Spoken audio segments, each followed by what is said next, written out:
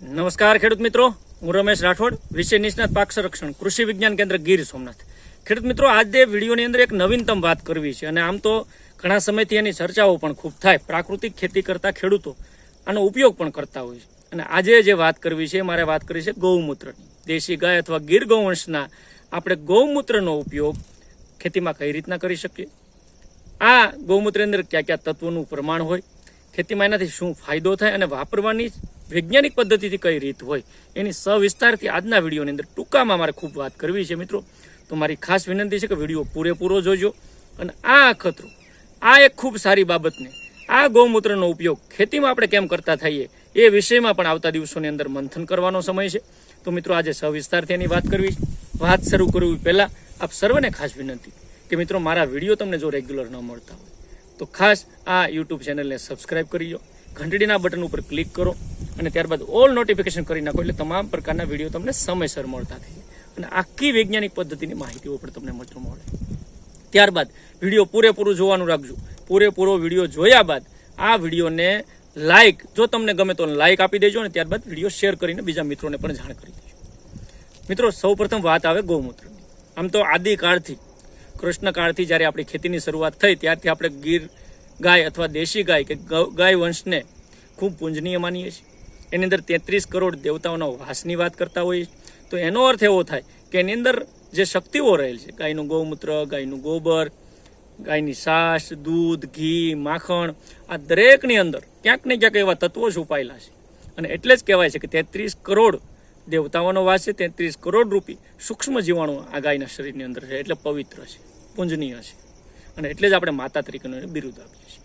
તો આ જ ગૌમૂત્રમાં ઉત્તમ ફૂગનાશક તરીકે, ઉત્તમ ખાતર તરીકે અને ઉત્તમ વૃદ્ધિવર્ધક તરીકે 3 વસ્તુ એની અંદર. ફર્ટિલાઇઝરના ઓપ્શનમાં ખાતર, એને ખાસ કરીને વૃદ્ધિવર્ધકો, હોર્મોન્સની જરૂરિયાત પર પૂરી કરે છે અને એક ફૂગનાશક તરીકેનું સારામાં સારું કામ આ ગૌમૂત્ર કરે છે, એટલે એનું મહત્વ છે. વનસ્પતિઓ માટે ખાસ કરીને કુદરતી ખાતર એટલે પોષક તત્વો પણ એની અંદર મિત્રો ખાસ કરીને રહેલા છે કે કોઈ પણ પાકની અંદર એ પોષક તત્વોના સ્વરૂપમાં મિત્રો આપણે આપીએ છીએ ગૌમૂત્ર. ઘણી બધી જીવામૃત બનાવવામાં ઉપયોગ કરીએ, ઘન જીવામૃતમાં કરીએ, અથવા અલગ અલગ અસ્ત્રો જે પ્રાકૃતિક ખેતી, નેચરલ ફાર્મિંગના જે જુદા જુદા આયામો છે એની અંદર ખાસ ગૌમૂત્રને સૌથી મોટું સ્થાન મળ્યું છે અને ગૌમૂત્ર વગર કદાચ એ આયામો અધૂરા છે. એટલા માટે એને પોષક તત્વોનો ભંડાર પણ કીધો છે. ઘણા ખેડૂતો એને અમૃત સંજીવની પણ ગણે છે અને એ કોઈ અતિશોક્તિ નથી, કારણ કે અમૃત જેવું કામ કરે છે. હવે તો માણસના કેન્સર મટાડવા માટે પણ રેગ્યુલર જે ગૌમૂત્રનું સેવન કરી અને આવી ગંભીર બીમારીઓને પણ મટાડવા માટેની ટ્રીટમેન્ટો થાય છે અને આ માણસની ગંભીર સમસ્યાઓને પણ મિત્રો કાબૂમાં લેવાનું કામ ગૌમૂત્ર કરે છે. મિત્રો, ખાસ કરીને જે ગૌવંશ, જે ગાય ગાભણી અથવા તો દૂધણી હોય એની અંદર મેક્સિમમ એના મૂત્રની અંદર એટલે કે ગૌમૂત્રની અંદર હોર્મોન્સ વધારે હોય, એ ગૌમૂત્રનો ઉપયોગ કરીએ તો આપણને ખૂબ મોટો ફાયદો થતો હોય છે. ખાસ કરીને ગૌમૂત્રની અંદર સેન્દ્રિય પદાર્થ અને નાઇટ્રોજનની દ્રષ્ટિએ જો જોઈએ એનો એનાલિસિસ, મેં કીધું ને તમને તત્વોનું એનાલિસિસ, તો ઓર્ગેનિક કાર્બન અને ખાસ કરીને એટલે કે સેન્દ્રિય પદાર્થો અને નાઇટ્રોજનનો ખૂબ મોટો જથ્થો રહેલો છે, એટલે પાકને ફાયદો કરે છે, પાકને પોષક તત્વો આપે છે. બીજું, ગૌમૂત્રનું પૃથ્થકરણ ઇન્ડિયન એગ્રીકલ્ચર રિસર્ચ ઇન્સ્ટિટ્યૂટ ખાસ કરીને એના જે પ્રમાણે એનું એનાલિસિસ કરવામાં આવ્યું અને એના મૂલ્યો જે કાઢવામાં આવ્યા, તો એની અંદર સેન્દ્રિય પદાર્થ 78.4% ગૌમૂત્રની અંદર જોવા મળ્યો, નાઇટ્રોજન 1.21%, એની અંદર ખાસ કરીને ફોસ્ફરિક એસિડ 0.01% અને પોટાશ 1.35%. અમે જે વાત કરી ને ખાસ કરીને સેન્દ્રિય પદાર્થ ખૂબ મોટા જથ્થામાં 78%થી વધારે. એના સિવાય પોટાશ, ફોસ્ફરિક એસિડ, નાઇટ્રોજન, આ અમૂલ્ય તત્વો પણ આ ખાસ કરીને ગૌમૂત્રની અંદર રહેલા છે. એક ઇન્ડિયન ઇન્સ્ટિટ્યૂટ, રિસર્ચ ઇન્સ્ટિટ્યૂટના રિપોર્ટના આધારે હું કહું છું. હવે ગૌમૂત્ર વાપરવાની રીત અને એનું પ્રમાણ કેટલું રાખવું જોઈએ, ઘણા બધા મિત્રોના પ્રશ્ન હોય. તો ગૌમૂત્ર ખાસ કરીને પિયતમાં પણ આપી શકાય અને પંપમાં નાખીને એનો છંટકાવના સ્પ્રેના સ્વરૂપમાં પણ મિત્રો આપણે કરી શકીએ. જો ગૌમૂત્ર પિયતમાં આપવું હોય તો એને એક પ્લાસ્ટિકના નળવાળા કેરબાની અંદર, આપણે જનરલી જે ધોરિયામાં જવા દેતા હોય દ્રાવણ, તો એવા નળવાળા કેરબામાં રાખી અને એમાં ગૌમૂત્ર ભરી અને ધોરિયાની અંદર જ્યારે પાકનું આપણે વાવેતર થતું હોય ત્યારે આપણે આપી શકીએ. ટીપે ટીપે અથવા તો ધીમી ધારે ગૌમૂત્રને ધોરિયામાં જે પાણી જતું હોય એ પાણીની અંદર નળ ખુલ્લો રાખીને મૂકી શકીએ અને આ પ્રકારની ટ્રીટમેન્ટો જનરલી આપણે જેમ જીવામૃતમાં કરતા હોય એ રીતના ગૌમૂત્રનો ડાયરેક્ટલી ઉપયોગ એની અંદર થઈ શકે. 1 એકરની અંદર મિત્રો સાંભળી લેજો, કારણ કે આ એક ભલામણ અને એક પ્રમાણ પણ રાખવું ખૂબ જરૂરી છે, નહીંતર ગૌમૂત્ર એસિડિક ફોર્મની અંદર રહેલું છે. વધારે પડતો ઉપયોગ પણ ઘણી વખત કોઈ પણ કહેવાય ને કે અમૃતનો વધારે પડતો ઉપયોગ પણ ઝેર થઈ જતો હોય છે. એટલે ગૌમૂત્ર વાપરીએ તો એની આ ભલામણોને થોડુંક અનુસરીને કરીએ. એટલા માટે જ હું તમને જાગૃત કરવા માટે આ બધી વાત કરું છું. 1 એકરની અંદર એટલે કે 40 ગુઠાની અંદર 5 થી 7 લીટર ગૌમૂત્ર મિત્રો 5 થી 7 લીટર ગૌમૂત્ર આપણે આપી શકાય.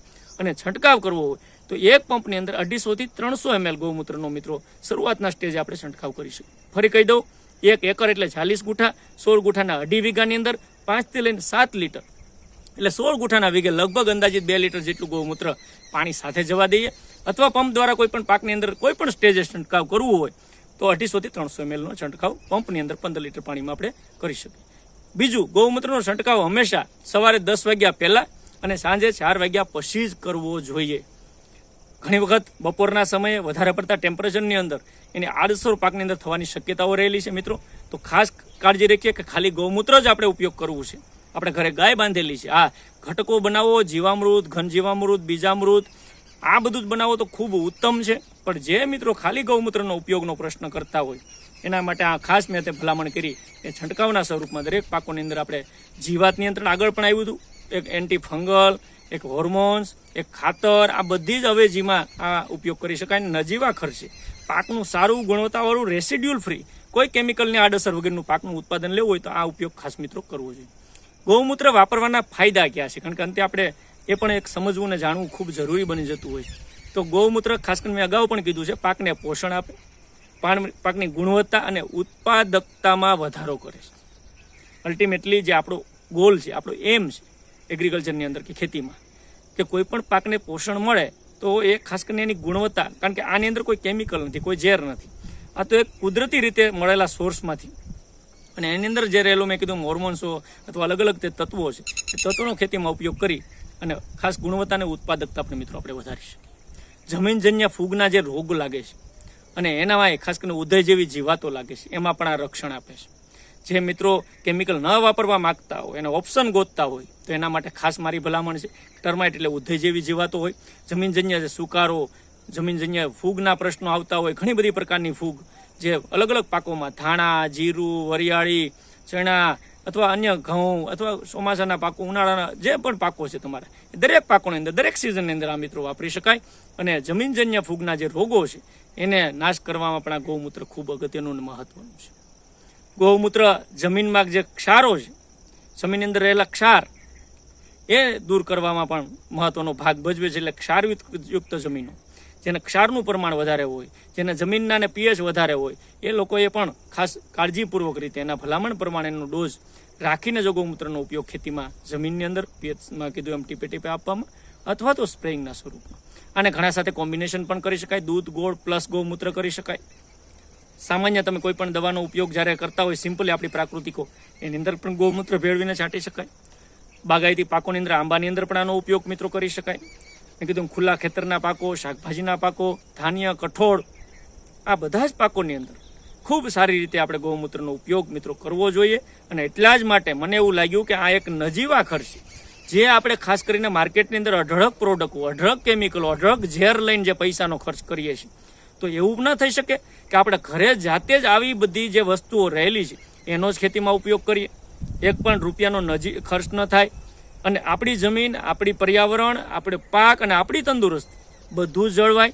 અને પાક પણ મેં કીધું એમ સારો તંદુરસ્ત થાય તો માણસનું શરીર પણ તંદુરસ્ત બને, રોગોથી મુક્ત બનીએ, જીવસૃષ્ટિના ફાયદાકારક જીવોનું સંરક્ષણ થાય, જમીનની અંદર રહેલા ફાયદાકારક જીવાણુ, સૂક્ષ્મ જીવાણુ, અળસિયા, આ બધાને બચાવી શકીએ. અને અંતે ધરતી માતાને બચાવીએ, ગાય માતા પણ બચે અને આપણું જે સ્વાસ્થ્ય છે એની સાથે આ જોડાયેલી બાબતો છે. એટલા માટે મારી ખાસ વિનંતી છે મિત્રો, થોડાક પાયે 1-2 વીઘાની અંદર પણ તમે પોતે પણ અખતરો ટ્રાય કરો. તમને જે પરિણામો મળે છે એ અમારા સુધી એના ફીડબેક પણ આપો.